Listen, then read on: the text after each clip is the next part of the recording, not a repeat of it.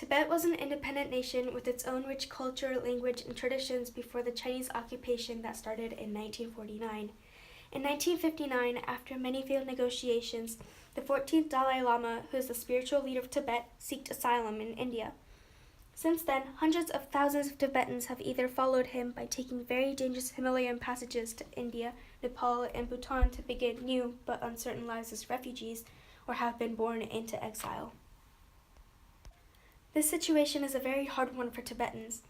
China's policies in Tibet fail to consider Tibetan needs, views, and livelihoods and deny the development and expression of Tibetan culture.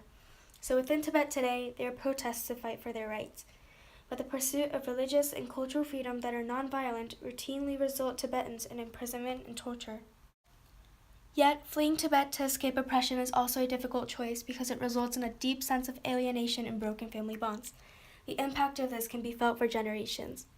These refugees, inspired by the Dalai Lama, suffer from refugee trauma, while Tibetans on both sides of the border struggle for the survival of their language and culture under the constant threat of cultural genocide. This is not an event of the past.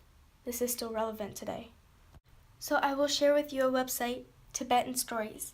On this website, there are many stories by refugees from the genocides in China on the Tibetan and Uyghur people. These stories of resilience and compassion reflect on the Tibetan refugee experience of everyday women and men, including graduating seniors, cooks, painters, counselors, normal people who seek refuge in places such as India and Nepal. Please visit this site to donate or listen to their stories, or visit our website. There is more information about these genocides there.